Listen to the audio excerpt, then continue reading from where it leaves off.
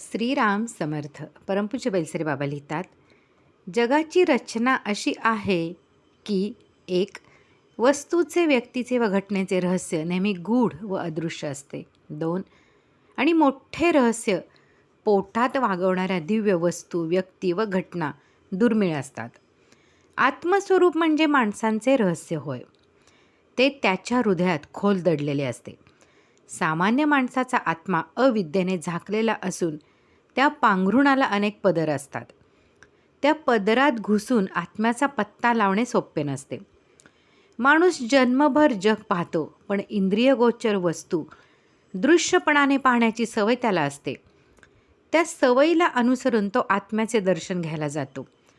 कोणतीही वस्तू पाहताना माणूस ही वेगळेपणाने म्हणजेच दृश्यपणाने पाहतो. आत्मा द्रष्टा आहे, दृश्य नाही, म्हणून आत्म्याला तसे पाहता येत नाही. दृश्य वस्तूप्रमाणे आपल्या आत्म्याचे दर्शन घेण्याची प्रवृत्ती अज्ञानाचा परिणाम आहे.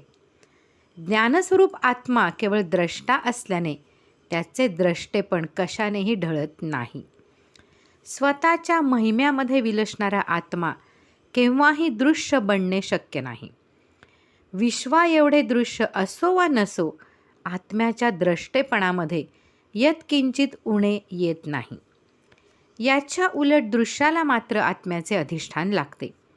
आत्मा अत्यंत सूक्ष्म व अतींद्रिय असल्याने दृश्यावरून त्याची कल्पना करता येत नाही. जडद्रव्यापासून आत्म्यापर्यंत सूक्ष्मपणाच्या 4 चढत्या पायऱ्या आढळतात. जडद्रव्याहून त्यास पाहणारी इंद्रिये सूक्ष्म आहेत. इंद्रियाहून त्यांना जिवंत ठेवणारा प्राण सूक्ष्म आहे. प्राणाहून वासना तृप्ती शोधणारे मन सूक्ष्म आहे. सारासाराचा विचार करणारी बुद्धी मनाहून सूक्ष्म आहे. आणि बुद्धीहूनही आत्मा सूक्ष्म आहे. आत्म्या इतके आणि आत्म्याहून अधिक सूक्ष्म काही नाही. आत्म्याचे स्थान अतिशय खोल आणि गुप्त आहे.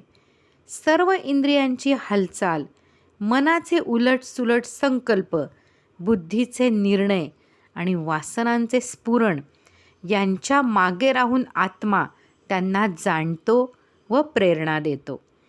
इंद्रिये, मन, बुद्धी आणि वासना गाढ निजल्यावर तो जागा राहतो. जागेपण, स्वप्न व सुषुप्ती यांनी तो सीमित होत नाही. त्यांना ओलांडून तो राहतो. चित्तामध्ये साठलेल्या संस्कारामधून वृत्तिरूस पूर्णे सतत उठतात. त्यांचा उदय व विलय आत्माच जाणतो. त्याला जाणण्यास कोणाची मदत लागत नाही.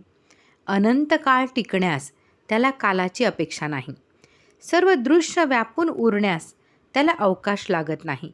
तो अमुक आहे असे नाही, पण त्याच्या नुसत्या असण्यास काही आश्रय लागत नाही. दृश्य पदार्थांपैकी बुद्धी आत्म्याच्या खालोखाल सूक्ष्म आहे. शिवाय ती त्याच्या सर्वात अधिक सन्निध राहते. ती बुद्धी जर आत्मसन्मुख झाली तर त्याच्यामध्ये सल्लीन होऊन त्याचे दर्शन घेऊ शकते. सत्संगातील श्रवण मननाने बुद्धी सूक्ष्म व शुद्ध होते. ध्यानाने आत्मदर्शन घडते. श्रीमद दासबोध प्रवचन पारिजात दशक 6 समास 9 सार शोधन. परमपूज्य बेलसरे बाबा. श्रीराम जय राम जय जय राम. जय जय रघुवीर समर्थ.